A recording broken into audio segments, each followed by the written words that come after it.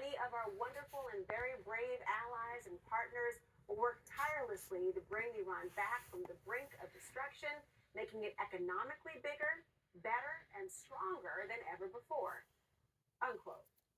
So, if you're keeping track, for this war to end and be successful, the United States has to destroy Iran's ballistic missile capabilities, take out their entire navy, make sure Iran can't ever pursue a nuclear weapon, dismantle all of Iran's abilities to support their proxy groups, get Iran's forces to lay down arms and surrender unconditionally, and have their entire navy, make sure Iran can't ever pursue a nuclear weapon, dismantle all of Iran's abilities to support their proxy groups, get the size of Iraq.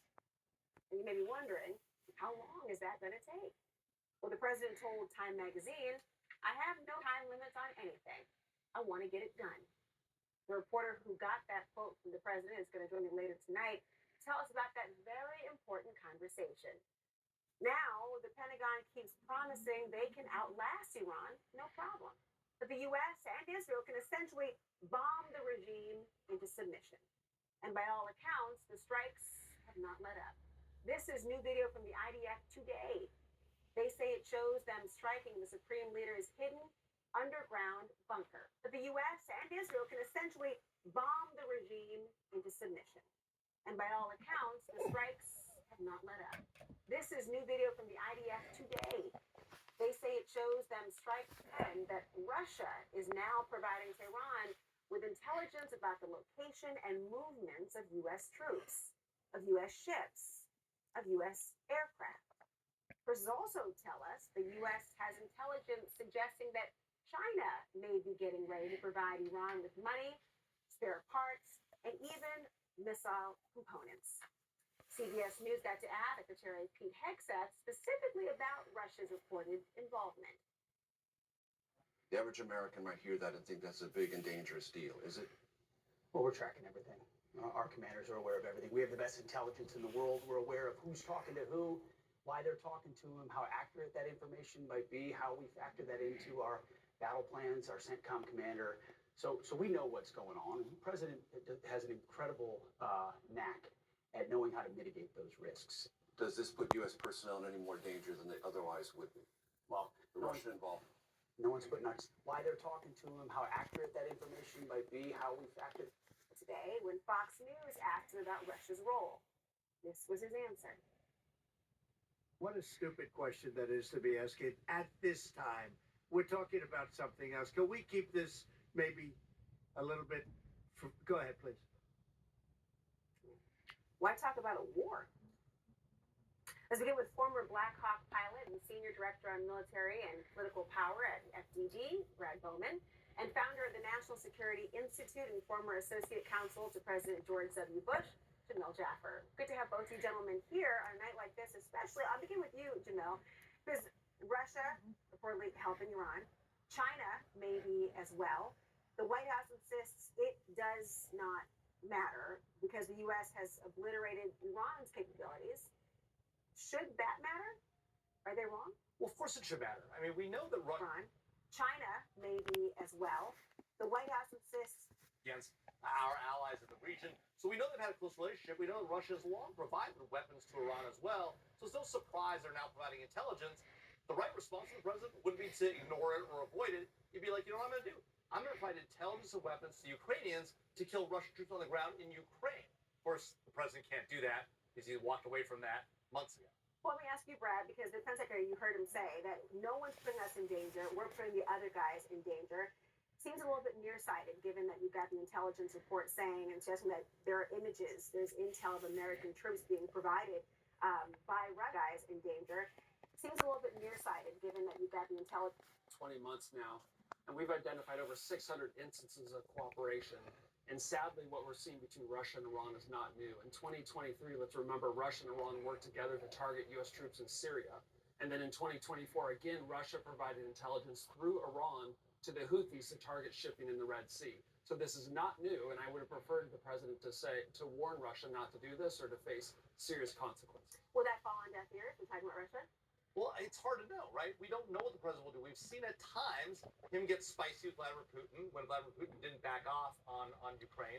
But in truth, in the long run, the president hasn't really pushed back. He hasn't really done anything in Ukraine. And him get spicy with Vladimir Putin when Vladimir Putin didn't back off with their ballistic missile engine capability. We saw China come in and start to deliver that. Now, luckily, there was interdiction that happened along the way before it got to Iran. But it's no surprise they're trying to do that. They might do that. And the question is then, what is the U.S. going to do about it? President Trump is going to Beijing. He's trying to do a deal with President Xi. Is he going to put the pressure on Xi to not do this and really shut down this Iran, Russia, China, and, to Brad's point, North Korea pipeline that's been going on for a long time? Well, the Treasury Department is looking to ease the rising price of oil.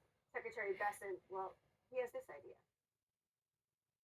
We may unsanction other Russian oil. You know, the other thing Treasury can do here For a long time. Well, the Treasury Department is looking to ease the rising price of oil. Treasury can create supply. Does this make sense at a time when Russia is helping Iran? Makes zero sense. When Russia and Iran are able to sell oil to China, money goes the opposite direction, obviously. What does Putin use that money for? Use that money to continue this war of conquest in Ukraine where they're murdering Ukrainian men, women, and children. And Iran uses that money to oppress the Iranian people, advance their nuclear weapon program, advance their ballistic missile program, and support terrorism. So this is a bad idea, and we should be doing the opposite, doing everything we can to stop the flow of oil out of Russia and Iran so they don't get the money coming back that they're using for clearly bad purposes. Seems so obvious. Why is it not?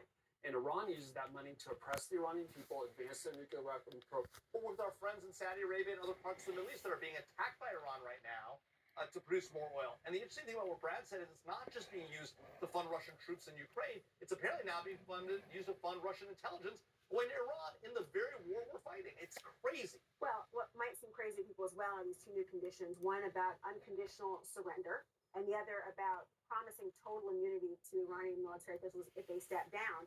And the question, of course, is how could the President of the United States grant full immunity without jurisdiction, number one? What does that look like? And also, I mean, is it achievable for the U.S. troops to, and the other about promising total immunity to Iranian military officials if they step down? Of our military strategy, we have seen a 90% reduction between day 1 and day 7 in Iranian ballistic missile strikes. We've also seen an 83% reduction in drone attacks between day 1 and day 7. So we're making real progress there. And also we've sunk or damaged about 43 of their naval vessels. But at the same time, the questions of regime change is a whole nother ball of wax. And it's my view that putting American troops on the ground in Iran would be an absolute disaster. And a quick comment on the unconditional surrender thing, if I may. I understand that the president is trying to cast a shadow power over the bargaining table to see if he can get a big deal. But I'm not regime change. It's a whole nother ball of wax. And it's my view that putting American troops on something else. Is it even, I mean, when you say unconditional surrender, the larger point he's making as well, is that, what would that look like? How would that actually play out? I mean, it's hard to imagine the Basij, the Iranian Right. secret police, or the Iranian Revolutionary Guards, or their Quds Force even, engaging in unconditional surrender. More likely, they're likely to melt into the background and conduct, if we did replace the government, which is going to be very hard to do without boots on the ground. And to Brad's point, I think the president understands, and I think everyone thinks it would be a disaster, special forces or otherwise. But we'll see how this plays out. But the real answer is, more likely, they're likely to melt into the background and conduct progressively, because this is an even more capable, even more professionally trained military. So why not rule it out? I mean, if it sounds completely unfeasible, why? Why have it as a condition? Or is it sometimes pretextual? The whole point is not to be able to achieve it. I would advise the president not to put ground troops in Iran for all kinds of reasons we can discuss. But I wouldn't necessarily suggest he rule it out, because you want them to be fearful of things, even if you're not going to do them, to be honest with you. Because you're saying unconditional surrender would require Well, I'm troops just to on be the there? question of ground troops, but I totally agree with your point. Is that if we don't have to guess about the Islamic Revolutionary Guard Corps, I mean, the IRGC Quds Force, they were responsible for killing over 600, to be honest with you. Because you're saying unconditional surrender would require Well, I'm troops just to on be the there? question of 600 U.S. service members did not come home as a result. They're stone cold killers. They're armed. The Iranian people are oppressive. They're educated, and they're unarmed. We don't have to guess what the IRGC is going to do. They are going to murder Iranians by the thousands if they rise up, as the president said. And we don't have to guess, because they did that. From December to January, the president said, come out and protest. They did. And the president warned them. And the regime shrugged and then murdered more than 30,000 of them. So that's who we're dealing with here. We need to be clear-eyed about it. evidence compiled by CNN of an elementary school strike, which killed at least 168 children on just this past Saturday. It suggests the United States is likely responsible, and Secretary Hegseth has said that the Pentagon is investigating the incident. It doesn't sound like there was bad intelligence in terms of the target location. Look, we know that that school is what used to be on a military base. It's right next to a military base. There was a wall that was built recently, but that facility is only about 600 yards from. Is investigating the incident. It doesn't sound like All in the wrong places. We saw a friendly fire incident just this past week where a Kuwaiti F-18 shot down 3 American F-15 fighters. Of course, those 6 pilots survived. They were able to parachute out. But friendly fire and mistakes happen on the battlefield. It's a horrible tragedy. Nobody should forgive it. At the same time, the reality is that these things happen. Laura, I just say it's heartbreaking. These are students and teachers that are not going to return home to their families. These are empty chairs at kitchen tables. This is horrible.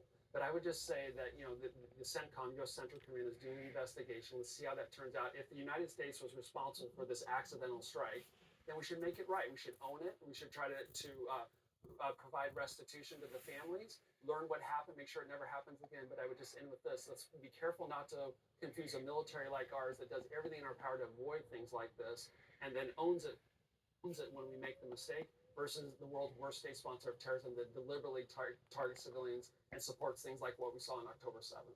no ambiguity there. Thank you both.